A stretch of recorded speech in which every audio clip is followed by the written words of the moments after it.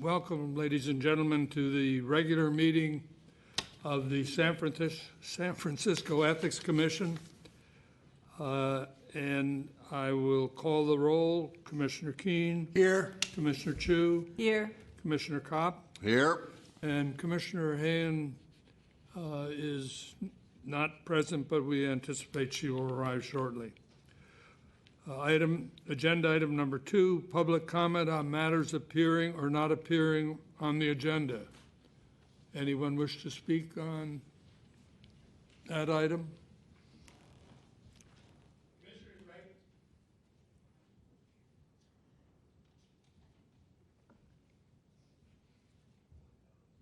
Commissioners, Ray Hartz, Director, San Francisco Open Government.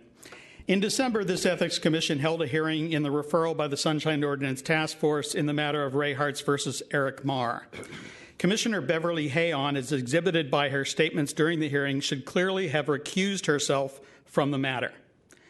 Rather than participating in a fair hearing as defined by the Good Government Guide, which is based on the facts and the law, Commissioner Hayon's statements clearly indicated her prejudice in the matter. Her statements in part included, quote, the issue of disclosure by the library, end quote, quote, the belief that there is something amiss with the friends, end quote, and, quote, individuals who use this measure of requesting IDRs as a form of harassment, end quote. None of these issues had any bearing whatsoever on the case before the commission. It was a very clear-cut case. It was 9-0 by the task force. Supervisor Marr was the subject of an IDR. He refused to comply. He dragged it out for a year and 2 months. One member of this Ethics Commission made a deal about wasting time and energy and money, but they always seem to ignore the fact that it's not the person requesting the documents that is wasting all that time and money.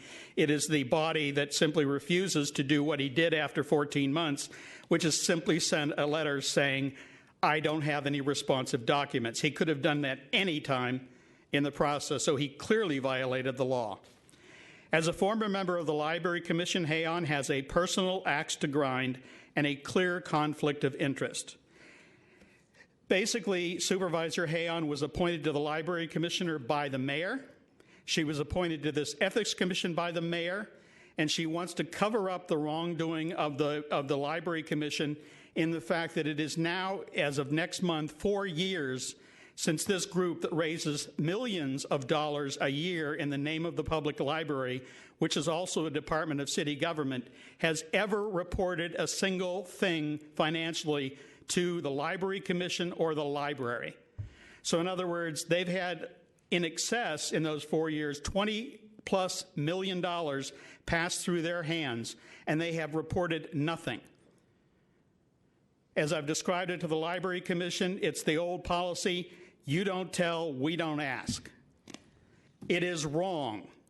It is indefensible that a group of private individuals should be given a license to raise money in the name of the city government and expend those funds and report to no one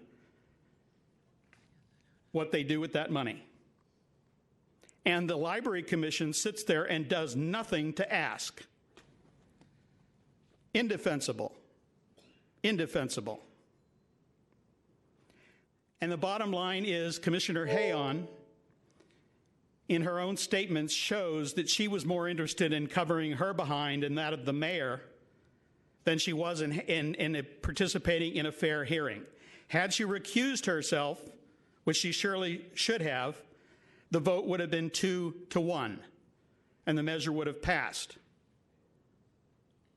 If you can't maintain the ethics of your own body, what the heck is the possibility you're going to do anything to enforce ethics in this city? Any other public comment? Hello, my name is Michael Petrellis, and I expect my public comment to not be interrupted by any commissioners. I have here a copy of the First Amendment. And I'm going to read the First Amendment because I think this body needs to be reminded of what it says. Congress shall make no law respecting an establishment of religion or prohibiting the free exercise thereof, or abridging the freedom of speech, or the press, or of the right of the people to peaceably assemble and to petition the government for a redress of grievances. These words have been seriously abridged by this body when I attempted to hold up a sign a few months ago that is the subject of a complaint before the Sunshine Ordinance Task Force right now. The matter is yet to be resolved. The first part of the complaint process went to the committee level, and there was a vote forwarding the complaint regarding this body interrupting my public comment a few months ago. The complaint has now gone on to the full ordinance, Sunshine Ordinance Task Force.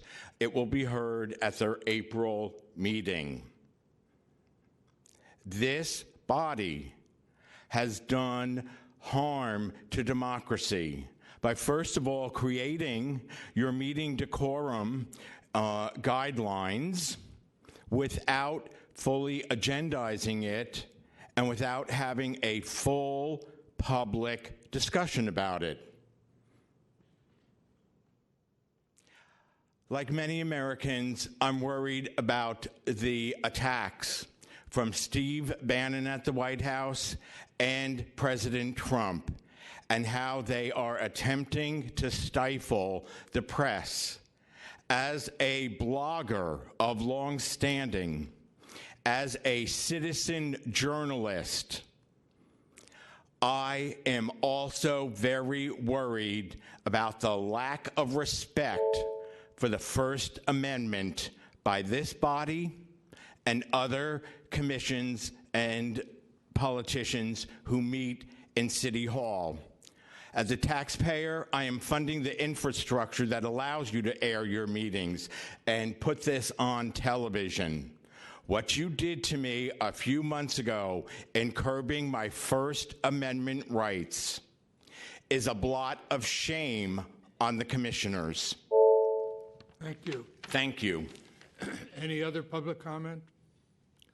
Seeing none, turn to agenda item number 3, discussion and possible action on draft minutes for the Commission's January 23rd, 2017 regular meeting.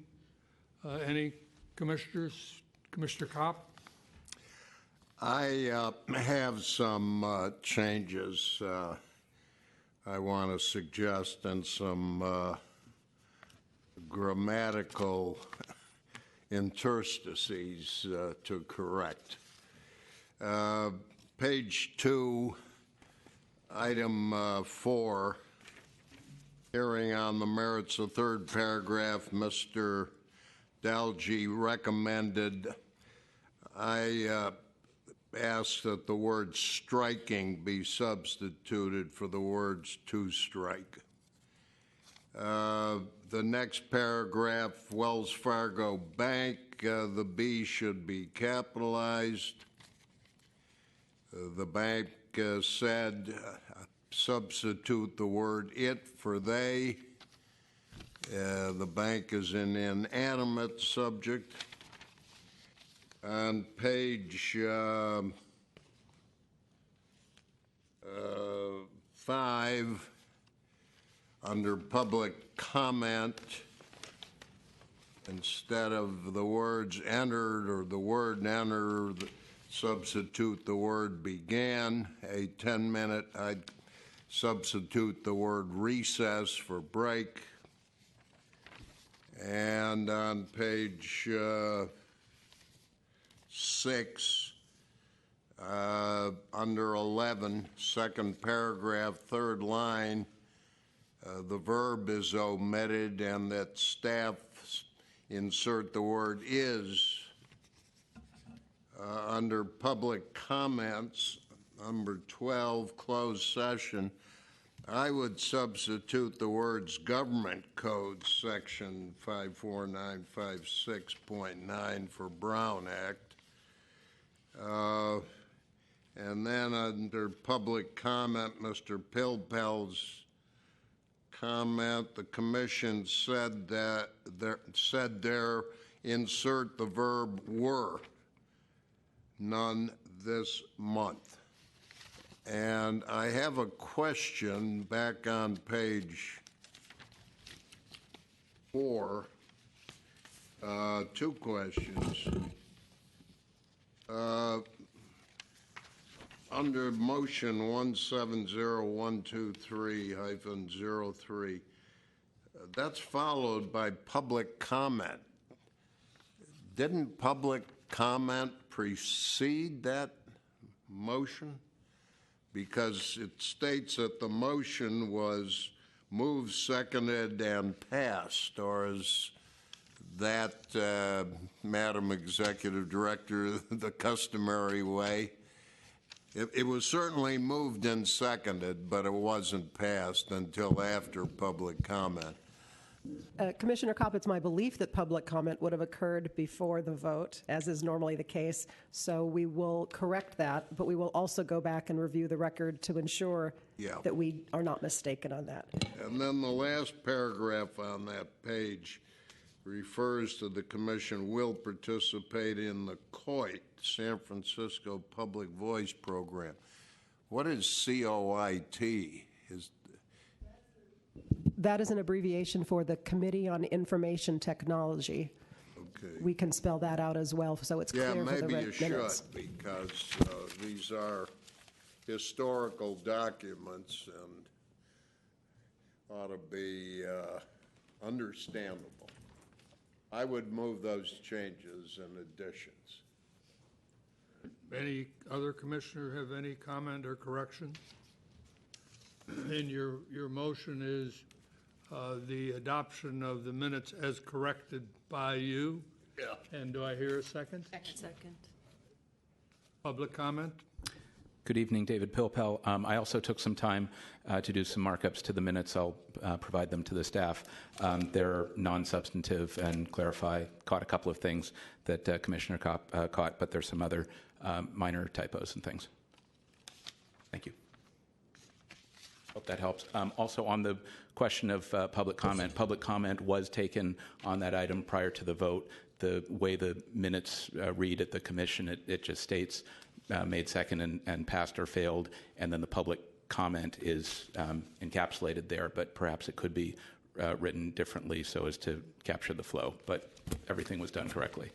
Thank you. All right.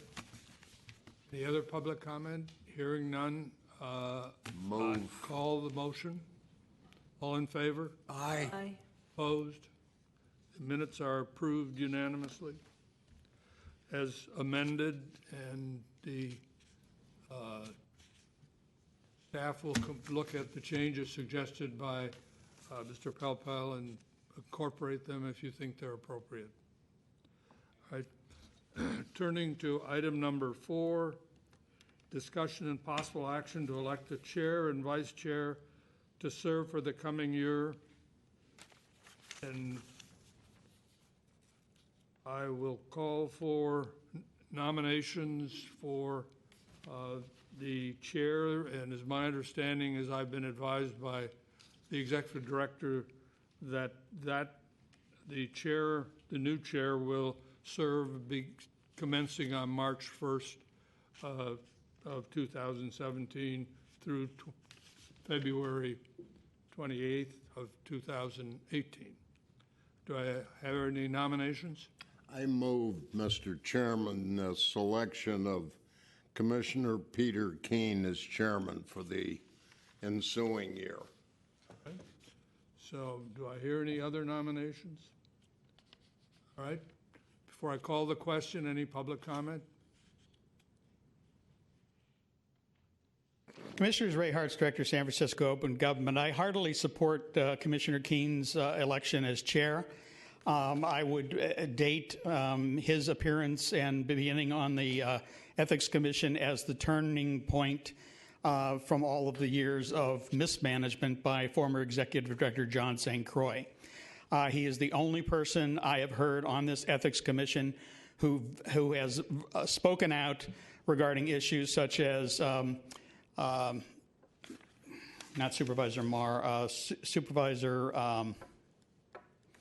Farrell not daring to show his face here when he had a hearing, and other such instances which I think should have been called out and never have been in the past. I think this body needs a strong leader. I think Peter Keene has both the intelligence, education, expertise, tact, whatever you want to call it, to handle that job admirably. Any other public comment?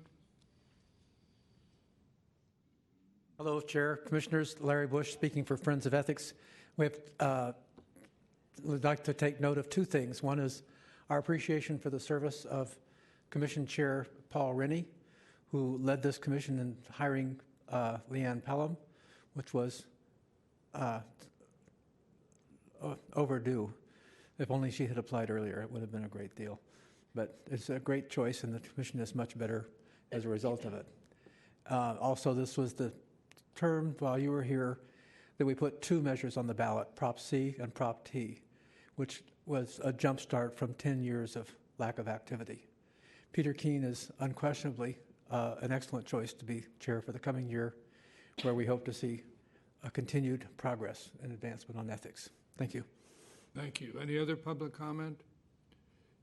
Hearing none, and the nominations being closed, all in favor of Commissioner Keene to become the chair starting March 1st, 2017?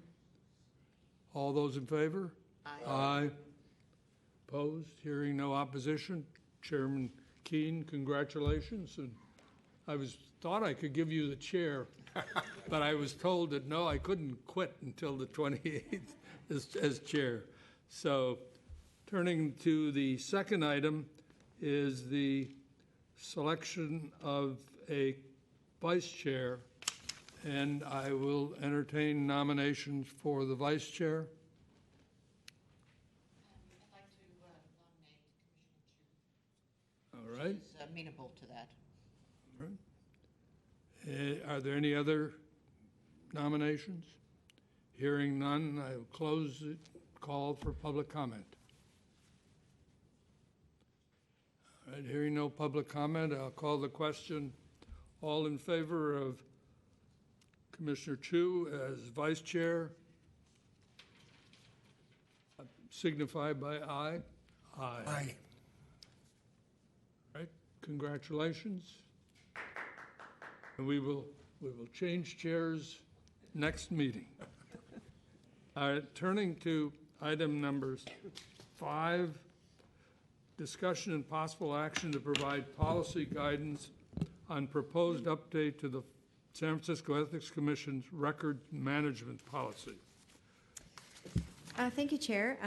I provide a memorandum and an attached policy that we've put forward to the City Attorney's Office for approval, updating the records management policy after a review by our staff. This records management policy has been in the works for some time. I took a look at other jurisdictions in the country, other states and other cities' policies to see what best practices were, and determined that the state of California is definitely on the trajectory of protecting emails as public records, and so I wanted to reflect that in our records management policy. The first major change that you'll note in the retention policy is that we added the definition of public record from the Sunshine Ordinance, which incorporates the California Public Records Act's definition in the definition, or in the opening statement of the retention policy, so that it was made very clear to the public and to staff that we mean what we mean by when we say public record, which is really anything, as long as it is evidence of city business, as long as it's transactions of city business. That necessarily means the exclusion of material that is not the transaction of city business. So, hey, do you want to go to lunch? That kind of email, or calendar appointments for your doctor visit, that kind of information. But we wanted to make sure we were communicating that everything else needed to be, considered a public record that should be analyzed according to this records management policy. The next change that is of note is within the permanent records section under Category 1. Optical imaging system is further defined to include any portable digital software format that would fairly and accurately depict the original record and maintain the integrity of the original record. That has to do with how records can be stored permanently, as opposed to whether they should be destroyed. This section would only apply to permanently stored records. Under the old policy, we had to use like a retinal scan and some other equipment that was fairly outdated. So we wanted to make sure that it accurately reflected changing technology today, which is basically a PDF scan, and in the future, we wanted it to be flexible to incorporate any future technology that might exist. The third change you'll find at the on page. Let's see. This is page 3 of the records management policy itself under C, electronic communication. And here I've defined the term electronic communication to include emails, faxes, internet postings, postmail, or any other written form of communication that would qualify as a public record under the Public Records Act and the Records Retention and Destruction Ordinance. So here we're just basically reiterating that just because it took the form of an email does not mean it can be destroyed.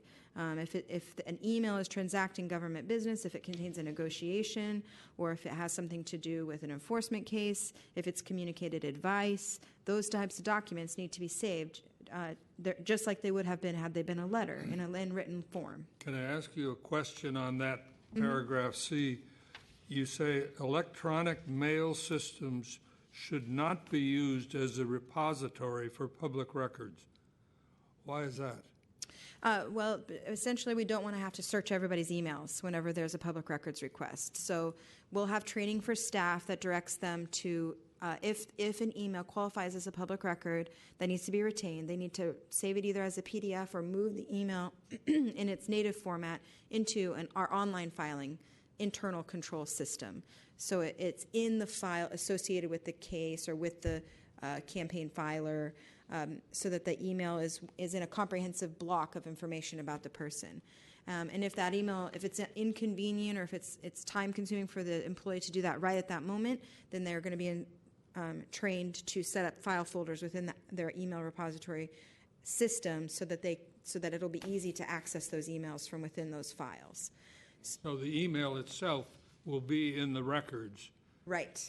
Of the particular matter to which it makes reference. Exactly. And all employees will have to go through their email at the end of their term if they're exiting city service in order to classify and categorize and file their records appropriately, so upon their exit of city service, we can delete their account. And then finally, the last thing I want to mention is that I did update the record retention and destruction schedule itself by changing some of the categories so that they more readily reflect current practices. Some examples of that, I included emails, I included electronic calendar, destruction, guidance for staff and rules for staff. But I wanted to make sure to mention that the default category of non-permanent records that you'll find, they're Category 4 records. Default records are records that don't necessarily qualify for any ongoing particular matter, but still evidence that it's the ongoing transaction of city business. The default period for those is 2 years, so we won't be destroying emails just because they aren't related to a current enforcement case, for example. Now, as far as storage goes, can they be stored digitally? Yes. A document so that you don't need to save a paper copy of everything? Absolutely. We're definitely transitioning towards electronic storage of all of our records. This is one step. This is step one, encouraging the use of email and encouraging, because once we're encouraging the use of email, we need to make sure that we're saving it, because it's this, if it's going to replace written letters, we need to make sure we're saving the correspondence. But the Ethics Commission generally has been for some time, under Jared's watchful eye, going through all of our storage records in the basement and all of our storage records in the public room, sending them off for scanning and reduction to an electronic file so that we can save them on our server and reduce our physical storage space. That makes it easier for many reasons. for us to conduct our business, including public records requests, because electronic records can be scanned and then reviewed, searched through terms instead of by hand. On the listing of your Part 2, which is the sort of categorizing retention in the years and that, why is the executive director's report deemed to be a permanent record? There are several things that are deemed to be permanent because they evidence what happened or what was conveyed at meetings, at commission meetings. So all agendas, all of the executive director's reports, meeting minutes, and recordings of those minutes, so the SF.gov TV materials, those are all available for permanent retention. We also permanently retain all evidence of enforcement complaints. And then there are some other things. Why are you don't have to retain legislative drafts? The California Public Records Act doesn't require us to retain legislative drafts. But so that it isn't deemed to be important to keep sort of track of how the legislation was drafted in the various amendments? The Board of Supervisors has that responsibility. So our office doesn't retain a separate and independent responsibility for that.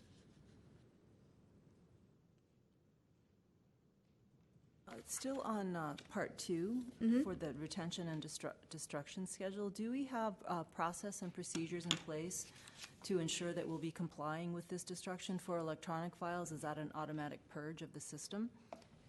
So after 2 years,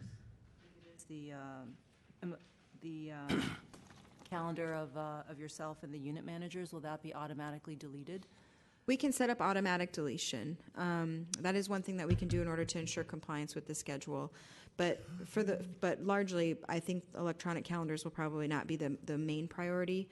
But we will need to maintain space in terms of emails. So we will likely have to set up a system where the deleted emails or archived emails are deleted after certain periods of time in order to keep our system so that it has enough space to accommodate new emails. I view the policy as two parts. One is the policy itself laying out what our obligations are, but then two is how do we make sure from a process and a procedure standpoint that we actually comply with it. Absolutely, we agree. Any other comments by any commissioner? Commissioner Cox? I have a couple of questions. Let me start with the primary question. Schedule 2, or whatever it is deemed, Part 2.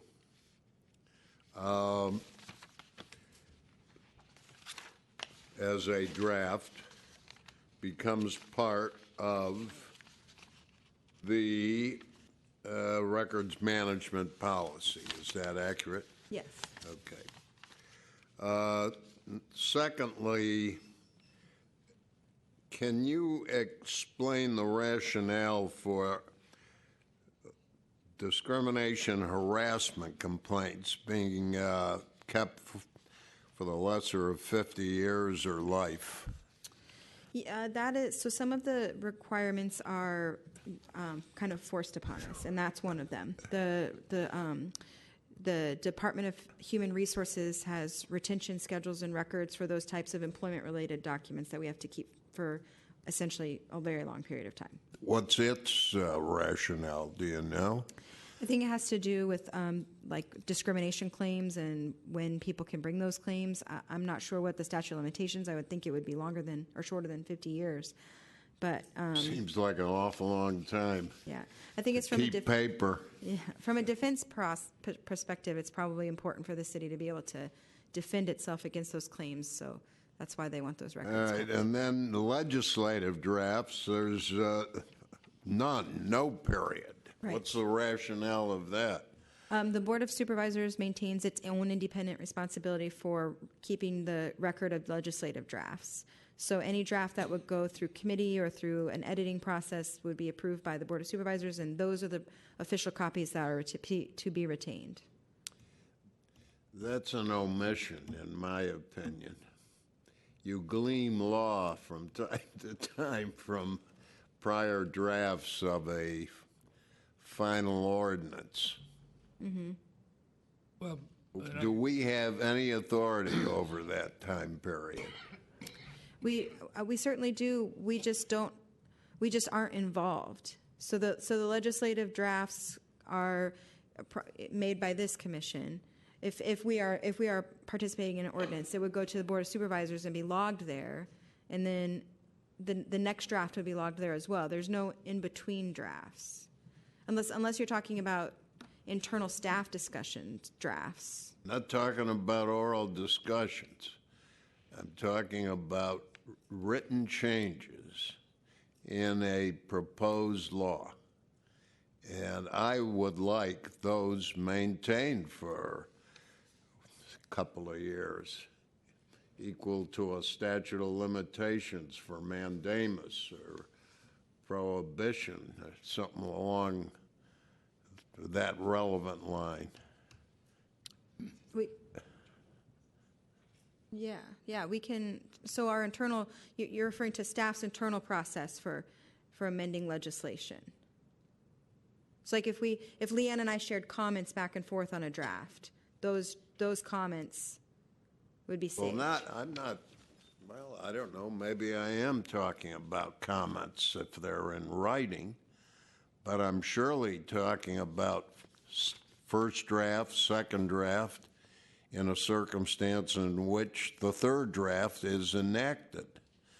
I'd like to know what that first draft and second draft is, if I'm a litigating party or if I'm an adjudicatory party. Mm-hmm. Okay. Because it relates to intent, and it may also relate to construction besides intent. And this is a draft, so it can be changed. And matter of fact, I think 3 years would be probably appropriate. I've forgotten the statute of limitations on mandamus. I think one of the based on the answers that Ms. Blum is giving us, is that she's deeming legislation to be ordinances passed by the Board of Supervisors. But we, right, as Proposition C and Proposition T, said we also legislate and can legislate directly to the voters to either approve or disapprove. And I had that question, same question Commissioner Kopp had, is that it seems to me as to that legislation, you can't look to the Board of Supervisors for the draft records. You have to look to the Ethics Commission records. So that I would join in the request, and I think 5 years is probably, I think 5, yeah. would be sufficient. I have a final suggestion. Mr. Chairman, under campaign statements, this is just literary, original of mayors, members, etc. Beneath that is campaign statements of candidates not elected. Why not insert the word elected before mayor, since the next category relates to unelected, so that there's no ambiguity? Which part are you on, Judge Kopp? Campaign statements of mayors, members. Oh, I see. I'd put the word elected in front of mayors. So you're talking about elected public officials and committees supporting elected public officials. Thank you. Any other comments by commissioners? Oh, one other point. The very last one, the workers' comp records. Again, Mr. Chairman, you make a distinction between ordinances enacted by the Board of Supervisors and rules or laws from the Ethics Commission. But that refers to Title 8, Cal Code Section 10102. What code? That's the state code. So that's state law imposing a restriction. Well, I know it's state law, but what is the code? I've never heard of the California Oh, it's code. probably a regulation. What? California Code of Regulations. Oh, well then, I think you ought to say that.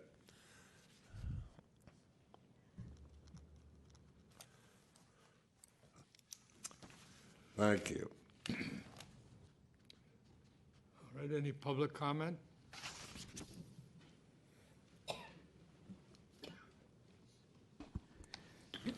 David Pilpel, I appreciate seeing this before the commission, and since it hasn't been updated in so long, it's certainly time. The way this agenda item was characterized is just providing policy guidance, so I would assume that this is going to come back to the commission for final approval as an action item. I believe under the admin code provision, it's actually the commission, where there's a commission that oversees the department, that has approval authority, along with the controller and the retirement city attorney, et cetera. So I would assume that this would come back with the edits that you've talked about, perhaps after the city attorney's reviewed and the other entities have reviewed. I appreciate the discussion about the retention periods for certain records. I think upon closer scrutiny, probably all of the things that are listed as Category 5, the employee calendars, complaint logs, legislative drafts, and perhaps that should really be legislative drafts not retained by the Board of Supervisors, but legislative drafts that only you have and that they don't have. The staff research files, and I think that was it on Category 5. Maybe those could all be just upgraded to a 2-year retention period.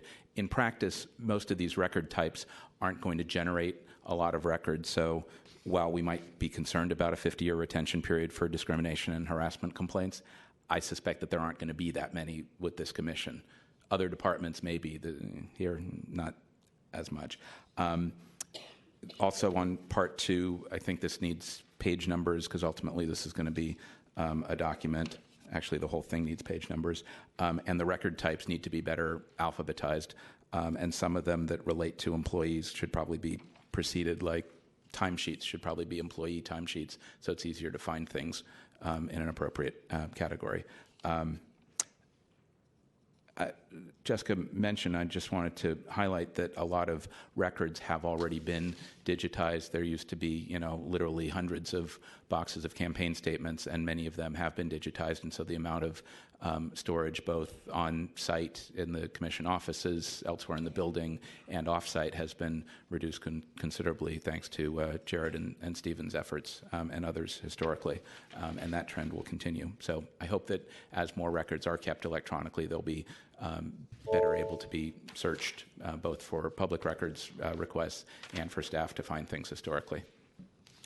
So I look forward to another version coming back to you for final approval, but I think this was a good pass. Thank you. Thank you. Any other public comment?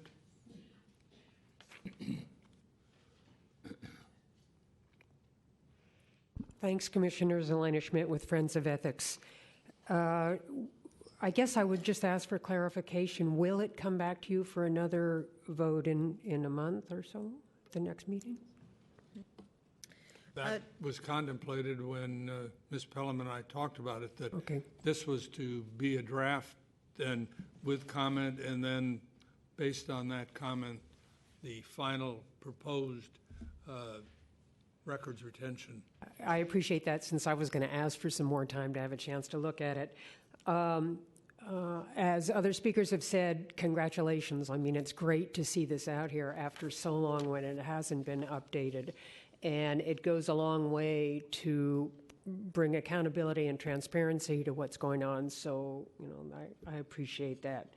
The two issues that I'll raise right now in a general way is there does not seem to be any reference to private emails or private use of or use of private technology, computers, whatever. And we've seen both at the national level and the local level that can make a big difference as to whether anybody, a state or a local employee, would use their private electronic devices for work. And so I would ask that something be clarified on all that. The examples that we quickly called to mind was there was a time when Newsom was the acting mayor. He was in Hawaii. There was an oil spill here. He used his cell phone to deal with city matters, but when asked for records, he said, no, it's a private device. You cannot see the records. So that was one. The other one was during the recent investigation into police racial bias.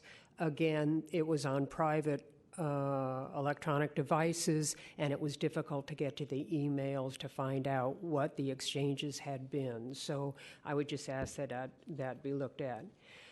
The other thing is, as I understand what the Deputy Director has said, is that most of the dates that are out there, the 2-year, 3-year, 5-year, 7-year, come from the state requirements.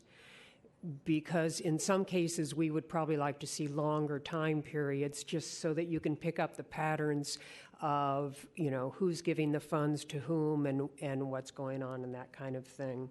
But if you're caught by the state, I understand that. The other thing that I would ask is that a calendar be set up or a regular update of this policy be put in place, given how long it's been since we've had one, given how fast technology changes, that maybe every 3 or 5 years or something, whatever staff deems reasonable, be put in place so that we know that it's going to be updated as things change. Thanks for the effort. It's an enormous step in the right direction. Thank you. Commissioners, Ray Hartz, Director, San Francisco Open Government. I do agree with the prior speakers that the update of this policy is critical, and it's very timely, and I really think it's important for one particular reason, which is you can't really enforce it in regard to other agencies if your own house is not in good order. One thing that may make this not as critical as it might have been in the past is if we go back, for example, to the hearing regarding Mark Farrell, which the former executive director allowed to drag on literally for 2 years, I think it was. There, the retention of the documents was critical because at some point you started losing evidence in the hearing. And now that the hearings and efforts are being made to bring hearings up to date and hold them on a timely basis, this may not turn out to be as critical, but it still is the law, and it should be followed, and the record should be retained. As Judge Kopp says, a lot of the issues come back to the matter of intent. There was an article in the newspaper today as the new Attorney General, Jeff Sessions, has withdrawn the federal support for the Civil Rights Voting Act cases that have been going on in Texas for 8 years, where a judge ruled very clearly that the records showed that their intention was clearly discriminatory. There were emails and other records which he basically said you cannot look at these and not assume that they were attempting to disenfranchise segments of the population, in particular the African American and the Latino communities in the state of Texas. And as of today, the Attorney General has withdrawn the federal support for that suit. And so what we're going to see is this going back to the old, let the states handle it, and if they want to gerrymander the thing and rig the vote so that the Democrats can't get in as many votes and maybe we can keep hold of the state house and all the other things, then it's going to be much, much easier. We're going to have a real time over the next 4 years trying to keep our country in check. And the bottom line is, regardless of what you might think about President Trump and his interactions with the Russians, the doubt is there. And enough Americans doubt our government right now that the damage is done. So whether Mr. Putin did this intentionally, whether he had assistance from anybody on the Trump team, really doesn't matter. The damage is done, and the only issue now is the severity. So again, I think it's very timely that these records are kept up to date, and I hope what we will see following on is, as cases are brought before you regarding other city agencies, that there be made an effort to be more uniform throughout the city. Thank you. Any other public comment? Chair Rennie, members of the Commission, Larry Bush. I want to just get a clarification of a few points. Since this is going to be a document intended to be also be a model for other departments, to what extent is this going to allow the Ethics Commission to recommend that calendars be kept, whether or not someone is on a retention schedule, as we saw with the Steve Kawa case? Because I think that's an important part of the question here, as to who does this actually apply to. In addition to that, I think the issue of extended records is important when you have so many issues that you have jurisdiction over. A retaliation case, for example, you want to be able to see whether or not there was an exchange of emails between supervisors about a particular employee. It may have been 4 years before it gets to you, so it'd be beyond the time frame. So you want to make it very clear that you're doing that. Finally, I'd just like to recommend that you sort of road test this through Attorney General Holder's recommendations that came out in 1990 as President Obama's recommendations on freedom of information, which is part and parcel of document retention, is under what circumstances are records released as well as retained, because they can't be released unless they've been retained. So as you move forward and examine the Sunshine Ordinance and its various provisions, I think that this is a part of that same issue. That 1990 Holder policy statement is a public record, and it was updated again in 2015. Thank you. Thank you. Any other public comment? All right, hearing none, this is a matter that will be, I believe, on the agenda when the staff is prepared with their final version for comment and voting by the Commission. Agenda item number 6, discussion of education and compliance report.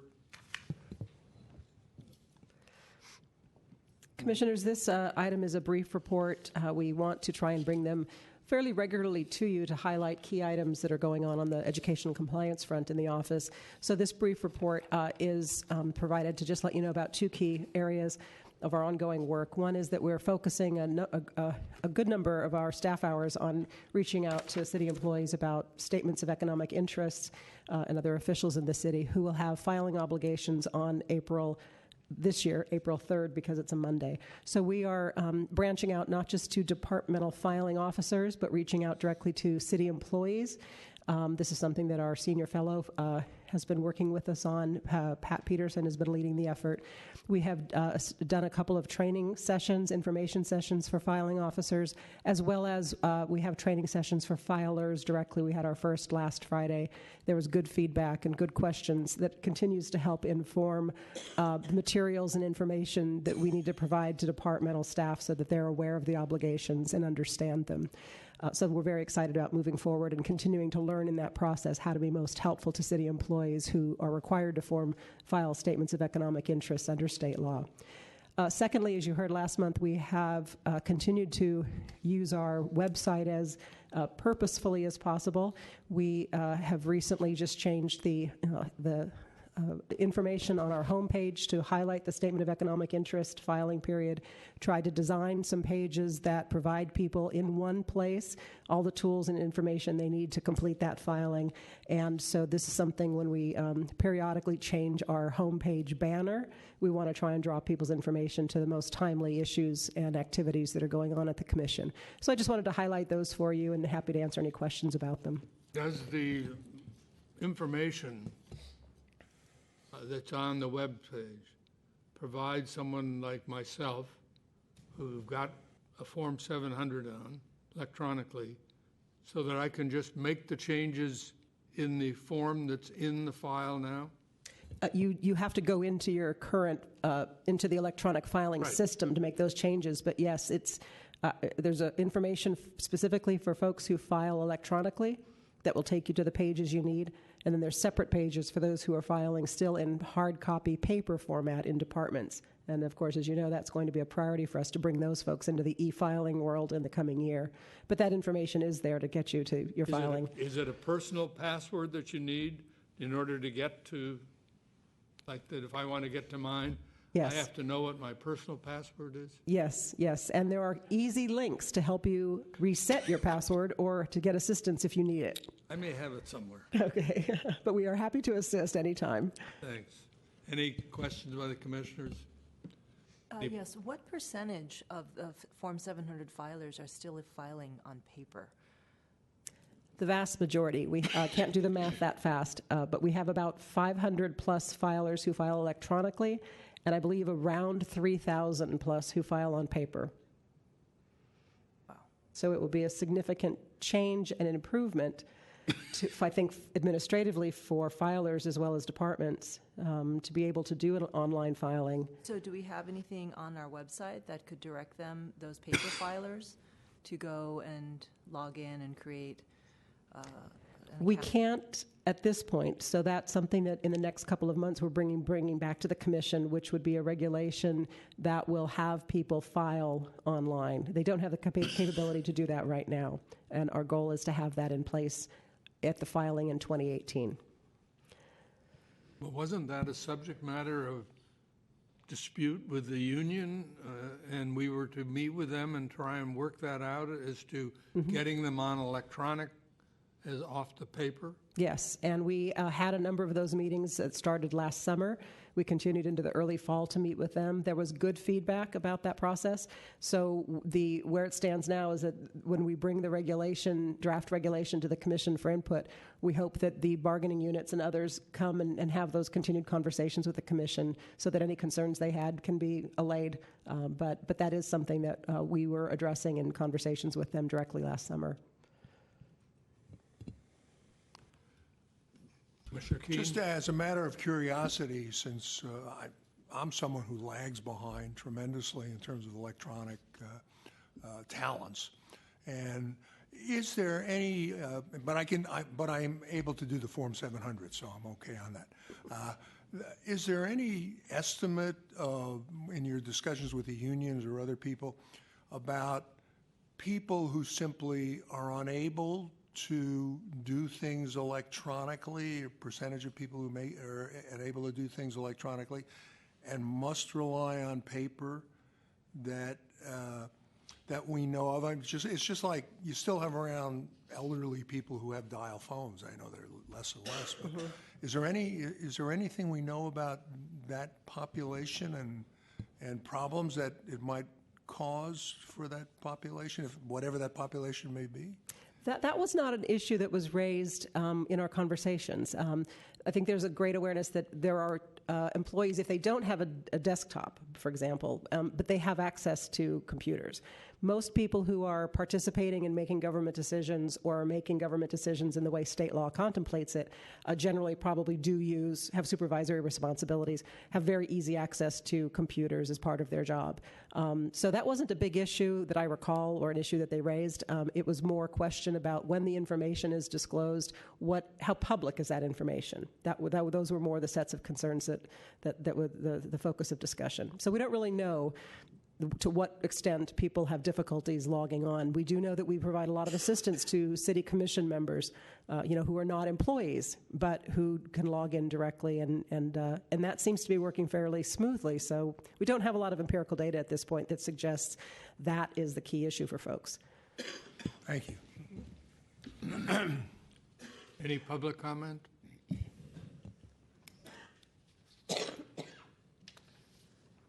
I'm not sure how this would be, Larry Bush for Friends of Ethics. I'm not sure how this would be handled in your policy, but there are reasons why someone might want to keep confidential where they live or other types of information such as that. Particularly, I'm thinking of those who have a restraining order and they don't want to be tracked down by an abusive person, as well as those who may be residing in a facility for people who are dealing with a lifetime of abuse.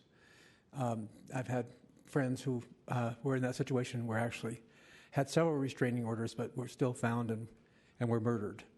So I think that that's an important consideration in how you handle confidentiality in those circumstances. Thank you. Commissioners, Ray Hartz, Director, San Francisco Open Government. I'd like you to keep in mind, if you will, the old saying about not confusing activity with achievement. And the reason I say this is that having a system whereby everybody files their SEIs is all well and good, but if nobody bothers to either check them or enforce them, it is not good. And I'll give you a perfect example. City Librarian Luis Herrera, for 3 years, filed statements of economic interest under penalty of perjury where he claimed that he did not receive anything of value from the group called the Friends and Foundation of the Library. We brought that to the Ethics Commission, and former Executive Director St. Croix refused to deal with it in any way, shape, manner, or form. We then took him to the FPPC in Sacramento, who, after an investigation, found him to have violated the law. He agreed to pay a $200 fine for each of those years, file revised statements of economic interest on which he, over those 3 years, acknowledged receiving $15,000 worth of disclosable items.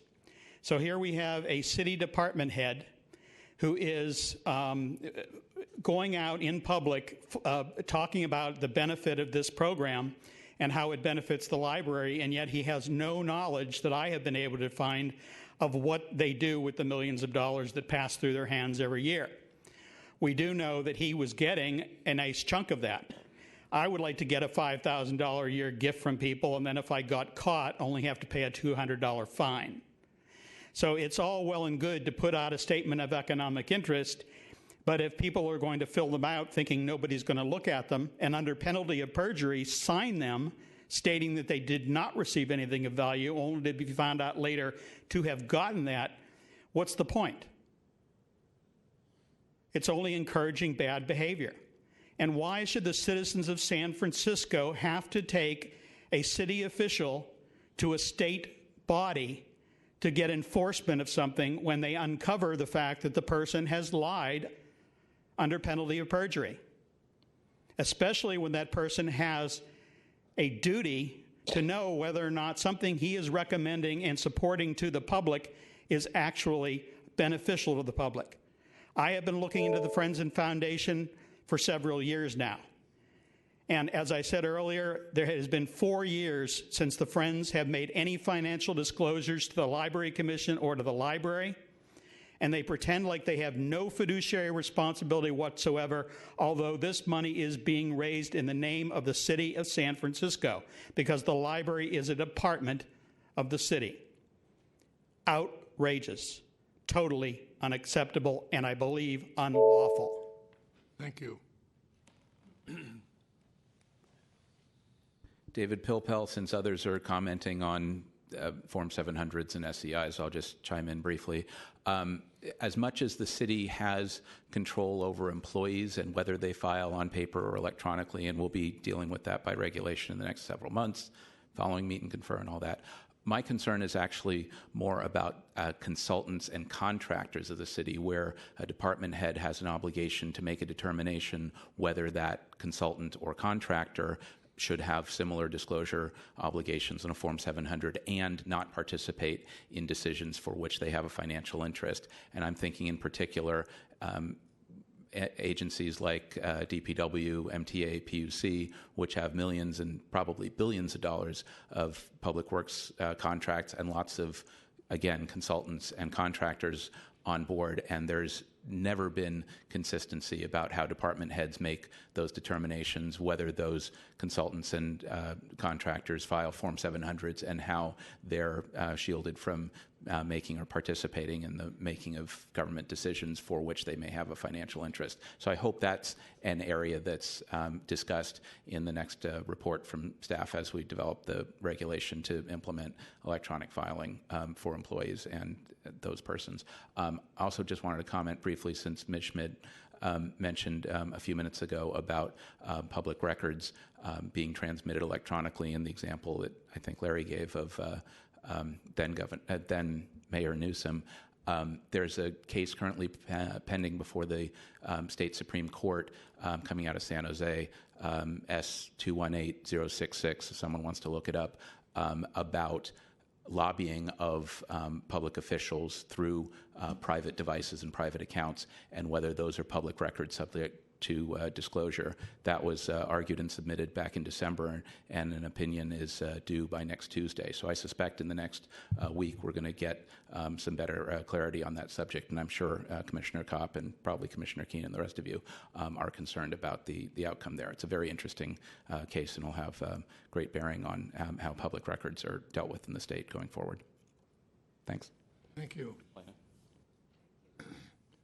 Hearing no other further public comment, there was no action of the commission. It was informational, so I'll turn to category or agenda item 7, discussion of the enforcement report. Ms. Blum. Yes, thank you, Chair. This month we've been undergoing a sort of an investigation of case management software that might be available to us to help us manage our intake of complaints, and then the ongoing assessment and litigation of those complaints once they've turned into formal investigations and matters that come before the commission. We are tracking that information by spreadsheet right now, and then in manual filings on our own internal electronic filing system, which is sounds fancier than it is. It's really just like a cloud-based filing cabinet. And so it's difficult to manage in terms of quantity and volume, but also because of the rate of human error that occurs, just because so many different people are touching all those different files at the same time, and there's no truly consistent way to make people file things similarly or consistently for review purposes later, unless you had a case management program. And so we went to the Fair Political Practices Commission's offices in Sacramento in order to look at the system that they just commissioned from an outside vendor to sort of, they called it customized. They call it a customized system for their exact purposes, for campaign finance and government ethics and lobbying purposes. I consider their system to be the Cadillac of systems. It was a very well thought out and implemented system that was developed by the enforcement program. Complaints are now intaken exclusively online, and then those complaints are fed through to their case management system automatically. So whatever the complainant is entering is populating a file, an electronic file for staff on the other end, which they can then segregate for complaint reviewers to do their initial assessment or their preliminary review for the enforcement director's approval. And then the enforcement director can change or convert that preliminary review assessment into a formal case to be investigated, which then populates a new screen with different folders like for correspondence, litigation, docket entries, pleadings, and et cetera. And there's separate areas to keep track of witnesses and to keep track of the type of case, the number of people who are working on it. There's a place to log your activity so that there's always case notes within the same system. So that system was impressive. It was also expensive. So we went to look at other systems within the city of San Francisco to see what the city has to offer. And we first, in that regard, went to the whistleblower program, who has a similar online complaint option, online complaint filing option with a system on the back end, but the system on the back end is unrelated to their file management.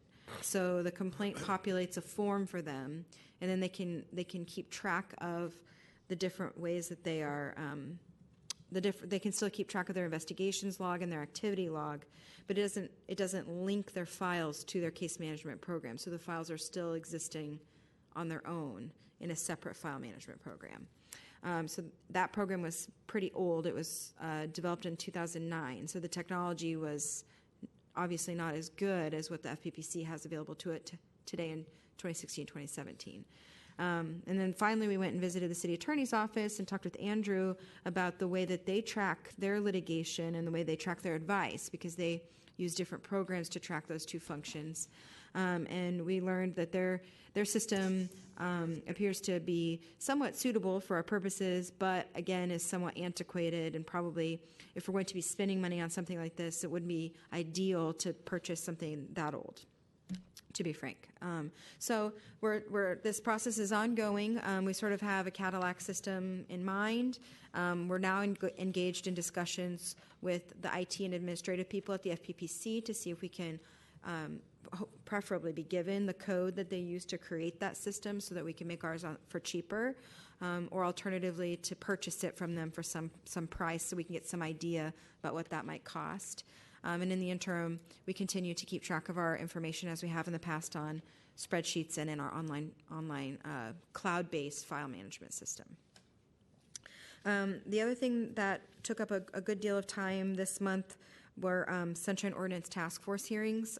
Towards the end of last month, we learned that, the end of January, we learned that the Sunshine Ordinance Task Force would take up Michael Porcellis's 2 complaints against this commission regarding the usage of his sign in the September meeting and the meeting decorum paragraph that was read aloud at the following October meeting for violating the Sunshine Law at a full panel of the Sunshine Ordinance Task Force, which took place on February 1st. So I spent some time preparing for that and then attended that meeting, which I arrived at the meeting right after work at 5 because they had told us it would start at 5:30. But our commission item didn't come up on the agenda until about 8:30, and then the meeting was over at about 10. So that took a good deal of time, but it was successful. The Sunshine Ordinance Task Force finally agreed with us that there was no violation of the ordinance committed. I forwarded those task force final decisions and orders of determination to you today that we received, and so those are available to you if you want further detail other than this summary. We also were realized, perhaps late in time, that Mr. Hartz had filed a complaint against the task force, against the commission, I think in late December regarding the December meeting. And in that meeting, Judge Kopp had asked Mr. Hartz to stop using profanity during his public comment period. And his complaint to the Sunshine Ordinance Task Force involved the interruption of his public comment period with those admonishments. The Sunshine Ordinance Task Force's Education and Compliance Committee held a hearing on February 21st. I was unable to attend that meeting because I was taking the California bar exam that day, and then Leanne was unable to attend because she got sick and was very sick for the week. So we did get word though yet today, or maybe it was yesterday, or I'm sorry, Friday. I don't recall, but the Sunshine Ordinance Task Force voted, the Education and Compliance Committee voted to find that we did violate the Sunshine Ordinance in that regard because Mr. Hartz did not get his full public comment period. And we have been ordered to return to the full task force panel on March 1st, this Wednesday, at 5:30 p.m. for another hearing. So I will attend that hearing for the commission and present our case. In other news, I've provided the same operational updates and investigative caseload data that we always do because of the work that we've been doing to decrease the oldest cases. We're down to 24 matters in official investigative matters at this point. That number, full disclosure, is artificially low, likely because we have not been able to get through all of the matters in preliminary review. Those matters now total 123. But the good news is we're conducting interviews the second week of March for the 1823 investigator positions. So we'll be able to fully investigate those matters and resolve some matters in preliminary review fairly quickly after that. I plan on, first and foremost, setting them on preliminary review. And in the interim, I hope to clean up the non-jurisdictional matters so that the no-parent jurisdiction will be 0 as of the March meeting. We've updated the BDR chart for matters that are with the Bureau of Delinquent Revenues. By my review, they have not been able to collect any additional fees or funds this month on our behalf. And then as requested, I've included an update about payment plans, outstanding payment plans that the Commission has entered into in the past and that are still outstanding. So the only one that I oversaw in this list is for Stuart Shuffman, who asked to be able to pay his penalty of about $2,500 in 2 installments. And Leanne and I agreed to that, and he's made good on his first installment. And with that, I'll take questions. Thank you very much. And Commissioner Cobb? On the investigators, who is interviewing them? I am, and a man named Brian Hopper, who is with the Santa Clara Water District. And I'll let Leanne answer that. wait, There's from a water district? There are, under civil service rules, there are panels that interview candidates who have moved on to the process. So they've passed the minimum qualifications, they've passed a core exam, they have received scores of a sufficient level on their supplemental questions that were assessed by myself and one other individual, and then now they're moving to a formal interview panel on the 13th that Jessica mentioned. So there are 3 people who will be on that panel, and 2 of them are city employees, and 1 is an outside expert who is a government ethics counsel. Who are the city employees? Jessica Bloom and Shaista Sheikh, who are deputy director and assistant deputy director. And the other person gentleman is from a water district? Yes, he's a former colleague of mine from the Santa Clara Valley Water District. His name is Brian Hopper. He's an assistant district counsel or senior district counsel there who specializes in ethics issues. Okay. And there are 3 finalists. There are 3 members of the interview panel. There are several finalists. I believe Several? I believe there are How many? 14 finalists. 14? Mm-hmm. Ooh. And then when does that interview process end? I believe that we have them scheduled for, can I say public, March 15th? Yeah, we hope that it's March 15th. And then we would hope to be able to make a decision by the end of that week or the next, so fairly quickly after. By the end of March? Definitely by the end of March. Okay. Now switching to different subject matter, and that is the referrals to the Bureau of Delinquent Revenues. I think I raised this a month ago or maybe 2 months ago, starting with Mr. Jackson. Here's a judgment that's a year and 3-4 months old. What has been done with the judgment? I know. I asked last month, has that bureau obtained an order of examination? I do not know the answer to that. They only report to us a spreadsheet of information, and that is numbers-based. It doesn't include... Would you find out? Sure. And find out, secondly, what did the order of examination reveal about the judgment debtor's assets? If there's been no order of examination, find out why not. Again, referring to page 3 of the report, there's no status shown for the Norman, Squarey, Urbano. There's another one with Jackson, Lynette Sweet. Why is that? Because we don't have that information from the Bureau of Delinquent Revenue on their report. They only put in their chart when they have a judgment. Could you ascertain, in my behalf certainly, what the status is? And I think that the entire commission should know.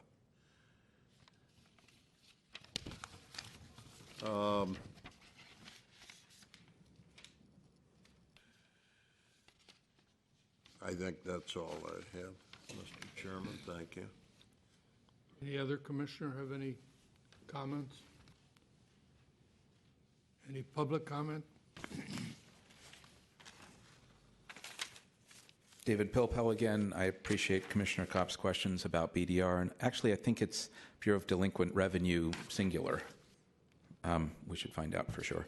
And I think I've previously reported to the Commission my understanding that Chris Jackson has moved to Oakland and ran for the Oakland School Board this past November.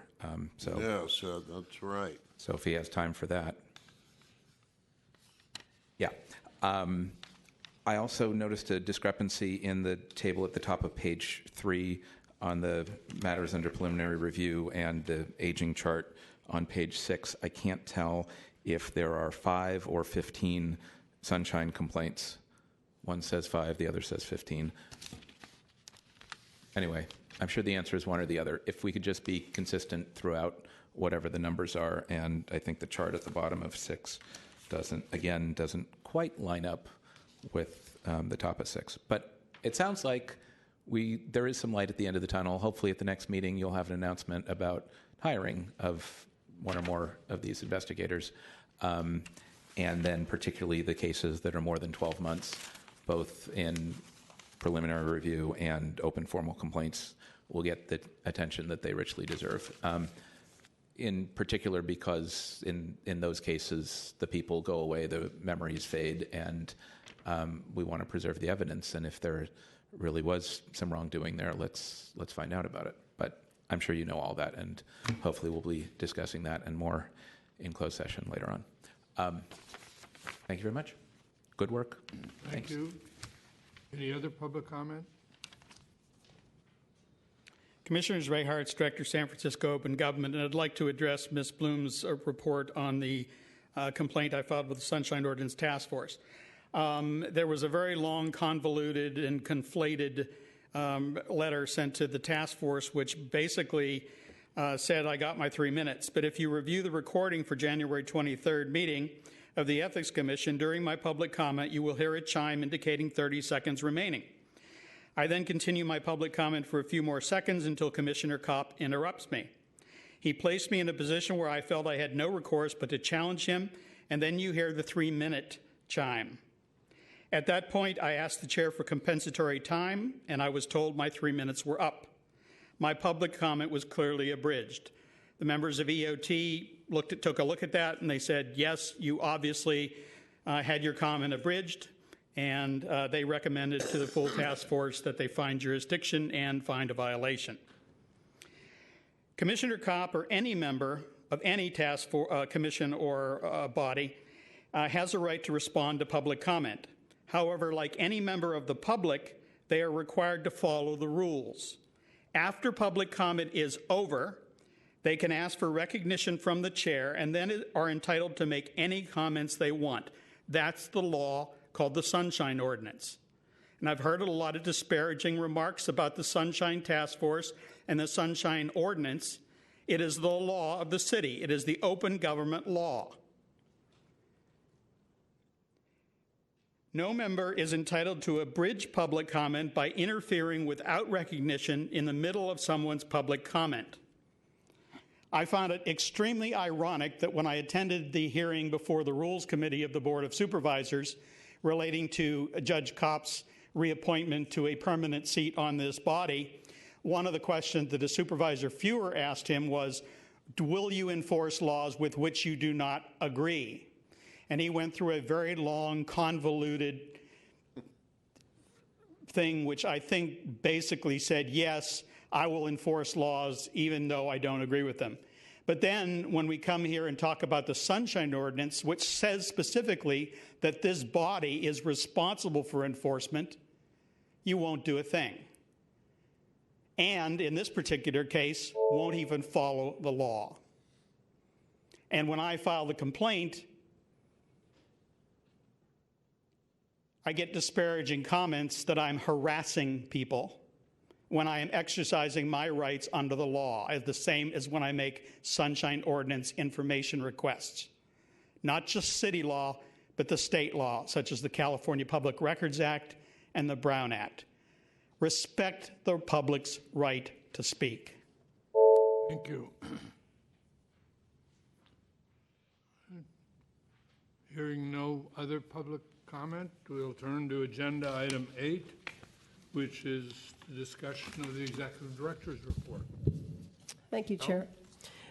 This This month's report highlights and provides a copy of the budget that we submitted.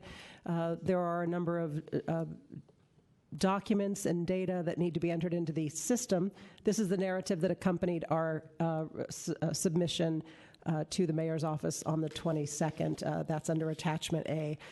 So I'm happy to highlight that in just a few moments. But in terms of some other updates on the staffing and hiring front, which are, of course, critical to the work that we have before us most immediately, we have a table on page 2 of the report that shows the status of the various vacancies and recruitments underway at the Commission. As Jessica mentioned, the first 3 investigator legal analyst positions are, the exam process has been completed and the interviews are being scheduled. Followed behind that closely will be the investigative analyst and policy analyst positions, which have closed, and the applications are in the review and exam process. We submitted a request to fill the auditor position, which is the first step in the process. That actually was approved, I believe, last Friday. So that's moving forward as well. And then, as I mentioned last month, we have a now vacancy created with the movement of Jared Flores from our Education and Compliance Unit to our Information Technology side, working with Stephen Massey on our e-filing conversion project. So there will be another vacancy opening up, and that we'll be working on filling that as well. In terms of the new information on hiring, as I said in the report, I'm very happy to share with you news that we have a senior policy analyst who will be starting with us on April the 10th. Kyle Kundert comes to us from the Midwest. He's moving to San Francisco. He's currently an ethics and lobbying specialist with the Wisconsin Ethics Commission, formerly the Wisconsin Governmental Accountability Board. And he is a lawyer and has direct experience working on these issues and with an organization that does online filing and electronic filing of campaign statements. So we're delighted that he'll be joining us. He's very excited about the move, and we very much look forward to introducing him to you at the April meeting. There are a couple of other notes. We attended an interested persons meeting at the Secretary of State's office on February 9th to provide feedback on the Cal Access system that shapes and defines our electronic filing system here in San Francisco. We also provided comment to the support to the Fair Political Practices Commission on a project that they've been working on to try and simplify the language and structure of the Political Reform Act. And so those 2 documents of comment are attached as well. One note on the audit plan program, we have not made progress on concluding further audits that we have underway. We have been spending most of our senior staff time on the budget. We are meeting with the Controller's Office and expect soon to be able to start the audits that are required for the public financing candidates, which are required to be started by April the 1st. The Controller's Office will be working with us to provide resources to enable that to happen. I had hoped to bring to you at this meeting a document for feedback and discussion with public comment and your comment about ways to look at the audit selection process. I was not able to complete that work this month. So as we continue to move forward on the track of starting the publicly financed audits with the support from the Controller's Office, we're continuing to bring forward, and at next month's meeting, we'll have some thinking and recommendations for you about how to go about selection of the audits under the language of random or targeted audits to ensure that we're broad and also consistent in that approach.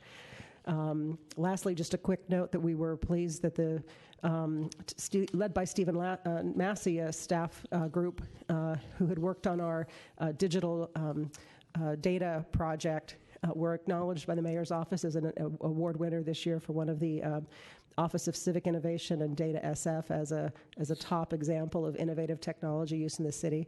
So we were pleased to share that. Kudos with the folks who were on the team, and also acknowledge that Commissioner, soon-to-be Chair Keene, was also acknowledged with the 2017 James Madison Freedom of Information Award for a public official. So hats off to you for the work you've been doing and the acknowledgement that that's provided to the Commission. I will just add one note on the budget, which is, of course, has been a big focus for us. We did submit a budget in line with the framework that you adopted at your February meeting.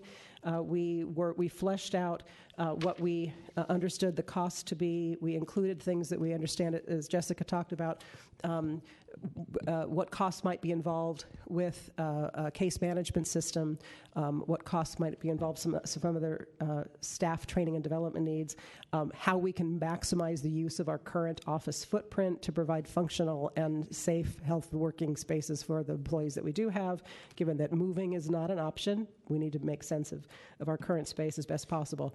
Altogether, that was a total budget request of about $788,000 for the coming year, and about $820 for the following year.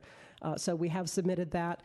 We did ask for 2 additional staff people to be a lead oversight day-to-day for the audit program, and also to be a lead oversight of in the education and compliance unit. 2 things have happened since submitting the budget. One is that departments were notified that the Department of Human Resources, that is the first stop for an assessment of those new positions that departments request, will not be undertaking any reviews of new positions. So that means that the Department of Human Resources, at the mayor's direction, simply will not be looking at the possibility of new staff positions for any department as we currently understand it. The second thing that happened last week was, after budgets were submitted by departments, the mayor's office came back and asked any department that had submitted new position authorities, notified that those would be removed from the system, that the actual budget system where all of the numbers will be crunched. So that's another indication that this is a difficult year for asking for new positions from the perspective of the mayor's office, given the larger backdrop of concern about the city's finances and possible shortfalls with federal funding that may not be coming to the city. So I share that with you just to let you know that those requests have been submitted. I'm having a meeting with the mayor's budget director this Thursday afternoon to sit down and walk through our thinking and to share with them what the basis and genesis of our request was. So hopefully I'll have more information to share, but I wanted to make sure that you were aware that the budget that we've submitted is something that we're continuing to find ways to achieve and maximize our resources that we will have to do the job that we need to do. So I'll look forward to keeping you informed, but those are some of the recent developments since your last meeting last month. And I'm happy to answer any questions. Any commissioners have any questions or comments? Ms. Pelham, I thought that report was very thorough and shows that you are moving ahead on the program here at the commission. Good. Thank you. Commissioner Chu. Ms. Pelham, I just wanted to emphasize, as I noted in our last meeting, how important I think it is that we continue to push forward in our request for these additional resources. As we all know, our budget was severely underfunded for many years under a different director, and that we were very fortunate last year under Ms. Pelham's leadership to be able to put together a blueprint for our next 2 to 3 year plan, and that we need the resources, and we were given some resources. And I think that the city and people of San Francisco have spoken in Prop C and Prop T, saying that transparent and open government is critical and it's important to us, and that we can't have that unless we have the resources to be able to actually operationalize it and make it real. And so I would encourage you to bring that message back to the mayor's office to let them know that we on the commission take our job seriously. We are listening to the people of San Francisco, and that they need to listen to the people of San Francisco as well, and support the work that's being done here. Commissioner Keene? Yeah, I'd like to emphasize that as well. And perhaps it might be a good idea if in your discussions with the mayor's office, in communicating our concern about this, and particularly about what Commissioner Chu has said about the years in which the commission did not receive any of the resources that it needed because it didn't ask for it, and because of this, it didn't get anything when many other departments were getting increases, and this was just an inert body from a budgetary standpoint. if you would communicate to the mayor's office that our concern about this is very real, very serious, and if the additional positions are not given to us, we will look seriously at our authority to put matters on the ballot. And to put on the ballot, I would recommend to my colleagues that we put on the ballot for next year a ballot measure setting out a certain degree of independence from the mayor and the Board of Supervisors in regard to our budget, so that we can exercise the oversight that we need to exercise over the mayor and the Board of Supervisors. So it's, in a sense, an unveiled threat that I'm communicating, that if the city government wants to keep control of our fiscal position and not have us break loose into an independent type of budgetary organization within the city, which I think would be a first, they should consider this quite seriously, particularly in light of the fact that the people of San Francisco have been very sympathetic to what this commission has done relating to oversight of the political establishment, the mayor's office, supervisors, and others, in regard to the last couple of years of ballot measures and our success with them in terms of the numbers, the percentages of the people who've gone with them, like the 87%. So I would really like you to communicate that to them, that this is something that we'll do this next year on the ballot, unless they give us what we need. We're not blackmailing them for anything that is untoward. We're just saying that this is something that's appropriate. You don't want to do it? Well, we have another avenue, and we'll take that other avenue.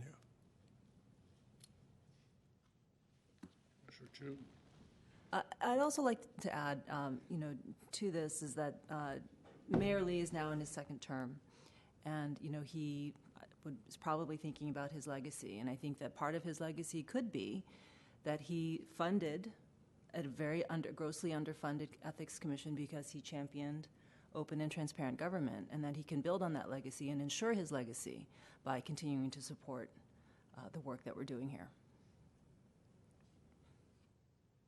Any other commissioner?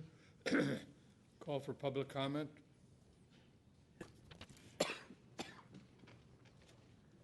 David Pilpel again. I agree with the comments that you've all made. I think the delta just for staff is probably $250,000 or 200,000, maybe less, for the 0.75 or less. That's just staff in the increment here. So I think, yes, you should appeal to the mayor. You might want to note that under whatever charter amendment passed a few years ago, there's no November election this year, which saves the city like $10 million. And so putting $200,000 into 2 staff people to make this place work more reasonably is a cheap investment, and the mayor really should think seriously about it. The other alternative is to, if the mayor just says across the board, we're just not doing new positions this year, then I think you package it to the Board of Supervisors when they're reprogramming add-backs the last night in June upcoming. They'll probably be reprogramming $30 million or so. And again, 200,000 is not much, and it achieves major accomplishments around here. I know I'm saying back what you've already said, but I'm agreeing strongly. I'm also concerned on page 3 in the middle that the audits have to start by April 1 of 2107. It shouldn't take 90 years to start an audit around here. It shouldn't take 90 years. 90 days is one thing, but... What's your hurry? Yeah, I'll still be around. You'll still be here, First indication of a foggy mind. Yeah, never mind.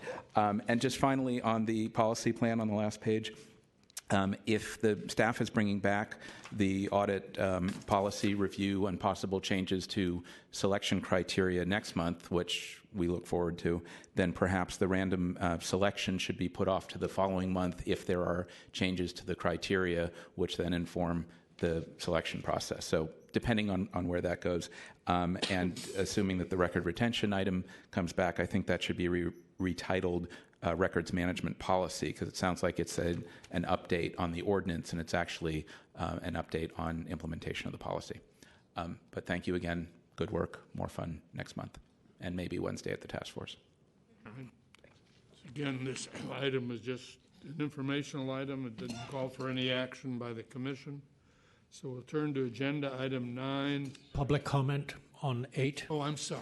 I'm sorry. Thank you. Good evening, Commissioners and Director Pelham. I'm Dr. Derek Kerr, a whistleblower. It's important for the Ethics Commission to be fiscally independent from the Mayor's office. Otherwise, you cannot investigate whistleblower retaliation claims.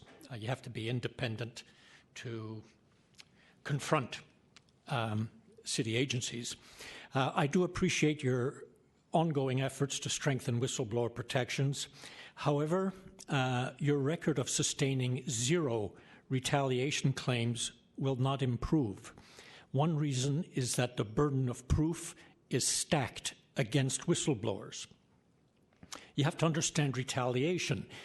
It's often covert, and it's built into the governing apparatus of city agencies.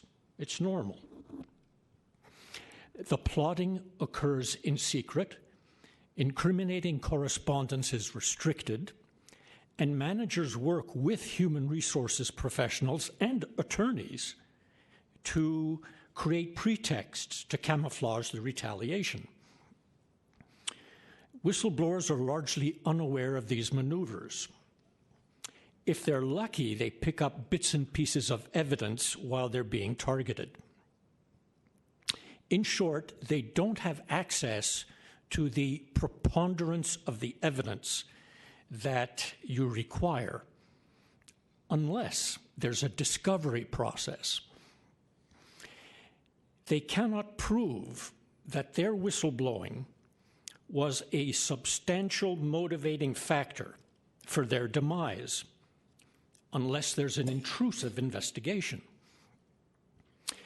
Interesting, last year, OSHA, Occupational Safety and Health Administration, their whistleblower program revised its burden of proof standards. Instead of requiring a preponderance of the evidence, OSHA investigators can accept a reasonable cause to suspect that retaliation occurs, slightly less. Now it's a violation if whistleblowing was a contributing factor rather than a substantial motivating factor in a termination. So they've lowered their standards a bit. Ethics should consider using the reasonable cause and the contributing factor standards, because if retaliation is never validated here, whistleblowers are not going to come to you. They're going to go to court or the media. I have some information about the OSHA standards. Thank you. Thank you. All right. Turning to agenda item 9 is discussion and possible action regarding status of complaints received or initiated by the Ethics Commission. I'll take public comment on this item. Hearing none, the question is whether or not the discussion, we should move into closed session. So moved. Second. Any public discussion? All right, I'll call the question. All in favor of going into closed session? Aye. Opposed? Commission has voted 5-0 to go in closed session. And I would anticipate that we may go back into public session in 30 minutes? Oh, yeah, before that. Before that? I'd say 15 or 20. All right, let's say 7:30.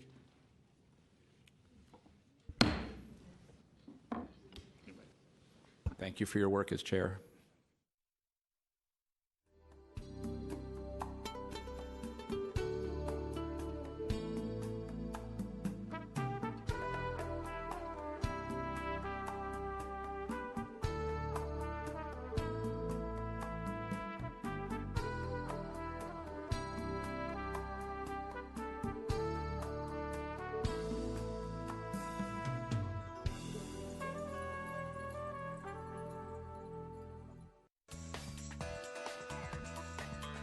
SF Gov TV, San Francisco Government Television.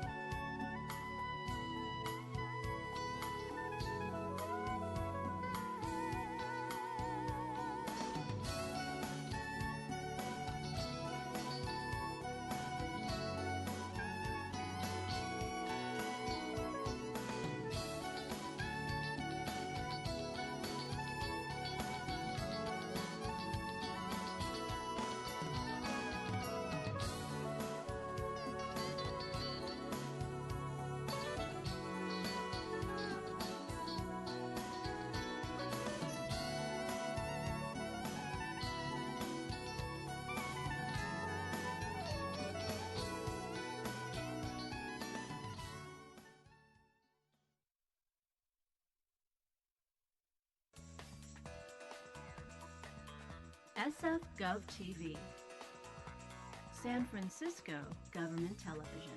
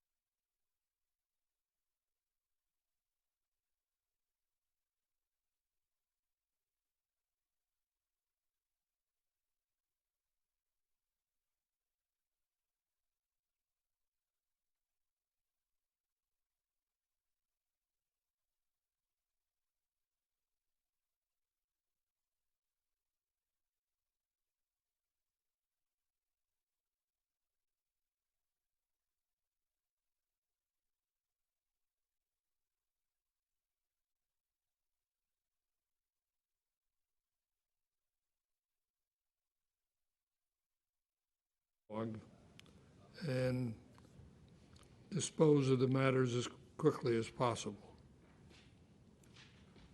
Any commissioners want to say anything else? All right. We'll turn to agenda item 10, discussion and possible action on items for future meetings. And I guess the record should reflect that I asked for public comment on the report as to the action that was taken in closed session. And there being no public members available, we'll move to agenda item number 10, unless there's some reason not to. Yeah, sorry, just one bit of housekeeping. You'll see under subsection E of this item that the commission needs to take a motion not to disclose the closed session deliberations. We did disclose it. We did disclose.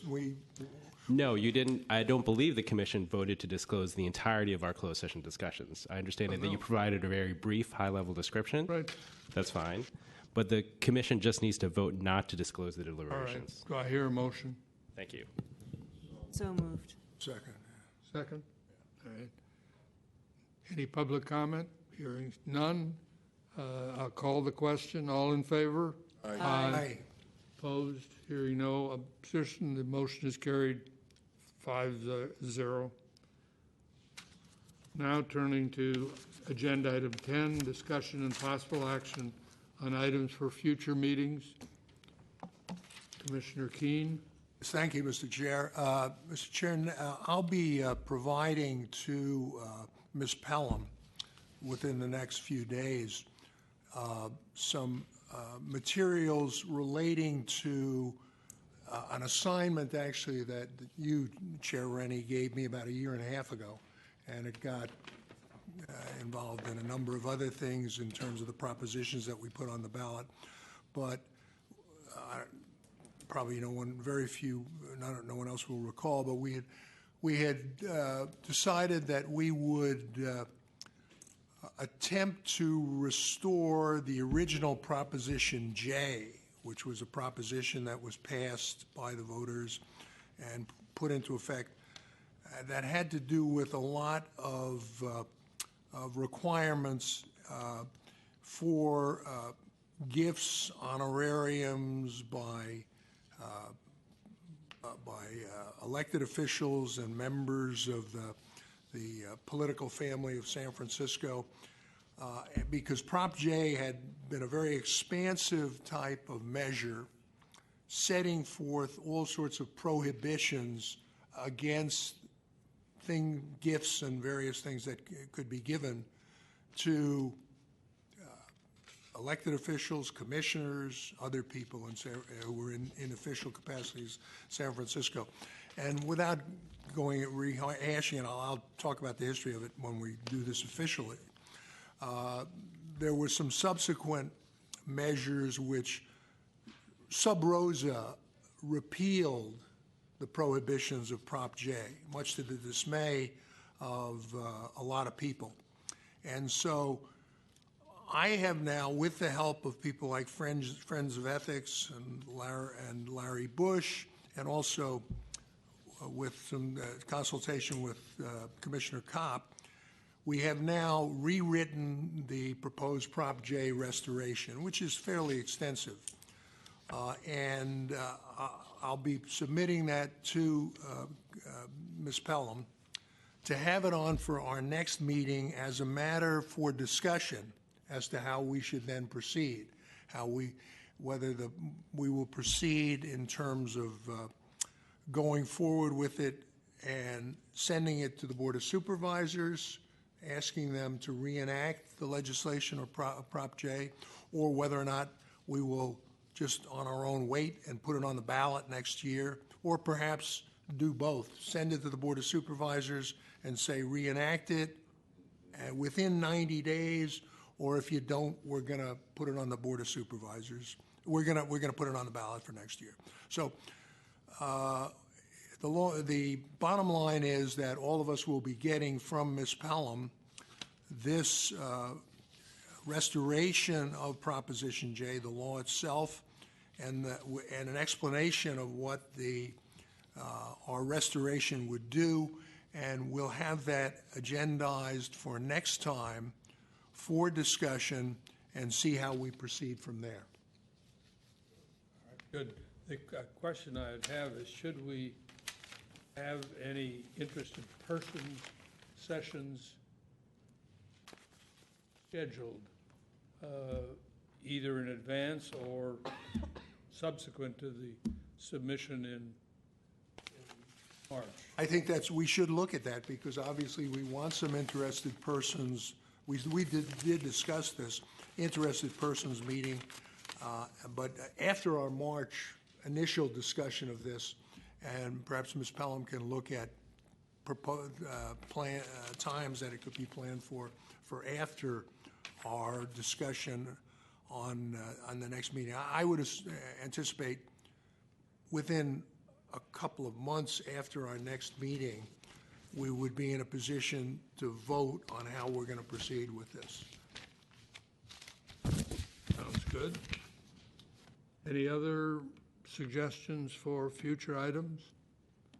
Any public comment suggestions? I have one other comment, good. But it's not on this. And my final comment is to commend you, Commissioner Rennie, for 2 years of excellent work as our shepherd through these proceedings. You've done a great job, and I hope that I can do something like what you've done. But you've served the city well. You've served all of us well. Well, thank you for those comments, and I am absolutely confident that with your leadership, it will do even more than we did in the last 2 years. But it's all going to be going in the right direction. Item number 11, additional opportunity for public comment. There no public being here. I will entertain a motion to adjourn. So moved. All right. All those in favor? Aye. Opposed? We are adjourned 5-0.